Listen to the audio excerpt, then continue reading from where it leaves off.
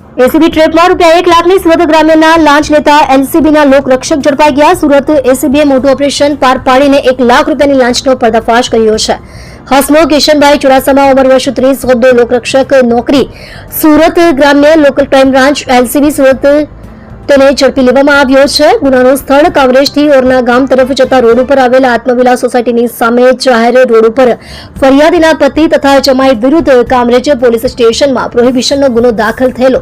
તે ગુનામાં ફરિયાદીના જમાઈની અટક કરેલી હતી. તેઓને માર નહીં મારવા તેમજ ફરિયાદીના પતિને હાજર કરી તેને પણ માર નહીં મારવાના અવેજ પેટે રૂપિયા 1 લાખની લાંચની માંગણી કરાઈ હતી. ફરિયાદી લાંચની રકમ માંગતા ન હોવાથી એસીબીનો સંપર્ક કરીને ફરિયાદ આપી હતી, જેને આધારે લાંચના છટકાનું આયોજન કરતા આરોપી પોલીસ કર્મી રૂપિયા 1 લાખની લાંચ લેતા ઝડપાઈ ગયો હતો. ટ્રેપિંગ અધિકારી એસડી ધોબી, પોલીસ ઇન્સ્પેક્ટર સુરત ગ્રામ્ય, એસીબી પોલીસ સ્ટેશન સુરત તથા એસીબી સ્ટાફ સુપરવિઝન અધિકારી આર ચૌધરી, મદદનીશ નિયામક એસીબી સુરત એકમ.